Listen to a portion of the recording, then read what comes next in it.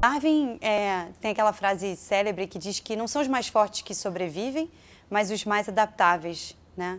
Então, eu acho que a nossa capacidade de ser flexível perante as mudanças inexoráveis é o que, de fato, garante a nossa sobrevivência no longo prazo, e não a gente se manter rígido.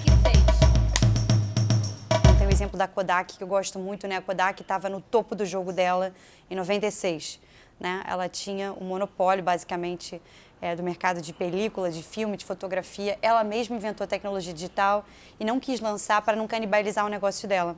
E o que aconteceu? O mercado lançou e a empresa quebrou. Então, como uma empresa tão sólida pode deixar de ser sólida tão rapidamente? Como um negócio se mantém vivo, perene, dadas essas mudanças disruptivas trazidas pela tecnologia, pela maior integração do mundo, pela globalização? Então, eu acho que isso tudo parece complexo, mas é muito simples. A gente sempre se transformou. Eu acho que agora a gente está mais consciente da necessidade de se transformar e de se adaptar para sobreviver, da resiliência pedida, né, para as pessoas nos dias de hoje, para que elas se mantenham competitivas e, de alguma maneira, íntegras também, né, com o que é fundamental. Interessante porque é muito comum as empresas terem um discurso sexy em relação à mudança, né? Temos que inovar, queremos inovar, precisamos inovar. E aí você começa a perguntar, tá, mas quanto tempo das suas reuniões ou da sua rotina você destina a isso? E você começa a perceber que tem um gap grande entre a intenção e a prática.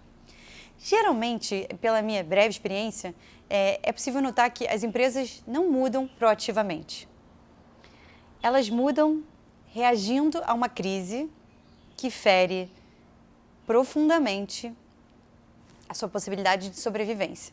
Então, esse é o primeiro ponto.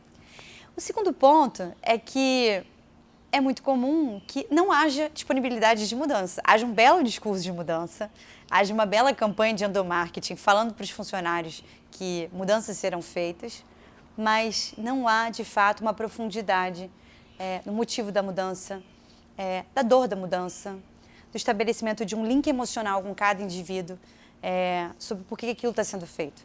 Então, resumindo bastante, o índice de fracasso é imenso das empresas que querem ou tentam mudar. É muito alto.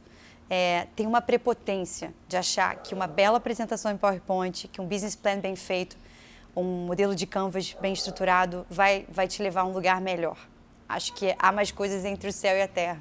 Então, acho que o processo de mudança, basicamente, que eu tento endereçar em empresas, é o que ajuda a revelar o invisível. Acho que é essa a graça. Qual é a agenda secreta que não está sendo dita nessa reunião? Quais são os medos? Qual é o nível de toxicidade e de cinismo nessa organização? Por que as pessoas não falam sobre isso, né? Por que elas não levam as emoções humanas em consideração quando elas vão fazer um processo de mudança? E eu acho que esse é o ponto-chave de tudo. A gente é criatura da inércia, né, e do hábito. Portanto, sair disso é muito difícil. A gente encontra muitas justificativas nobres o tempo inteiro. A gente constrói uma ficção tão bem costurada para ficar exatamente onde a gente está, que a principal barreira, então, da mudança, pensando de maneira concreta, é sair disso, sair da negação, é sair da ambivalência e ir para a ação. Interessantemente, eu aprendi que a primeira fase da mudança é a negação. É a negação de que você precisa mudar. Isso vale para pessoas ou para empresas, tanto faz. Porque as empresas são feitas de pessoas, então dá no mesmo. Quando você ultrapassa a negação de que tudo vai bem, você chega numa fase muito interessante, que é da ambivalência. Você não está mais tão convencido assim de que você não precisa mudar. Você percebe que tem uma outra possibilidade, mas ainda não, ainda vou ficar onde eu estou.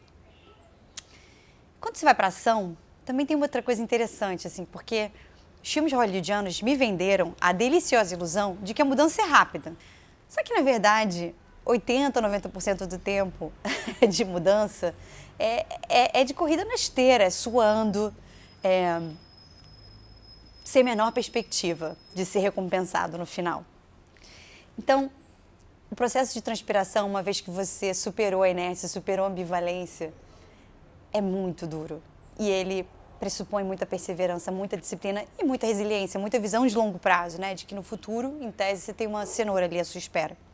O que garante, então, uma vez que você teve coragem de enxergar o que precisa ser mudado, é a perseverança. que te vai fazer passar por esse processo com humildade também para reconhecer os obstáculos, em primeiro lugar internos, e também os externos. Um dos programas de transformação mais interessantes que eu conheci quando eu fiz a minha pesquisa foi o AA. Eu fui a algumas reuniões do AA e fiquei muito bem impressionada como esses 12 passos têm ressonância em culturas completamente diferentes, pessoas de faixas etárias diferentes, que estão ali de uma maneira relativamente simples, né? Compartilhando as suas dores para se ajudar coletivamente, né? Num passo a passo que pode levar a uma transformação mais profunda, que não tem a ver com parar de beber, mas tem a ver com fazer um inventário moral e ter uma vida mais saudável, mais sadia, mais consciente. Então, acho que esse processo de transformação de hábitos, de coisas que não são tão produtivas para a nossa vida, ele parte desse inventário moral, dessa auditoria existencial. A gente constrói narrativas ao longo da vida sobre quem nós somos. E nós somos aplaudidos por essas narrativas. E nós somos julgados por essas narrativas. E nós nos limitamos em função dessas narrativas. Quando a gente quer mudar alguma coisa, eu aprendi nessas reuniões do AA, o primeiro passo é identificar qual narrativa a gente construiu sobre nós mesmos. No caso de um alcoólatra, reconhecer que se tem uma doença incurável é o primeiro passo para ter alguma ingerência sobre isso. Se você está na negação, está na ambivalência, não tem o que fazer. Então, eu fiquei muito marcada com esse passo do fazer o inventário moral, olhar para trás, perceber tudo que você fez de mal a si ou ao outro em função dessa questão. É o primeiro passo para você poder ser diferente. Então, essa metodologia dos 12 passos me ensinou muito sobre o poder da narrativa no processo de mudança pessoal e organizacional. A gente é a história que a gente conta, de certa forma.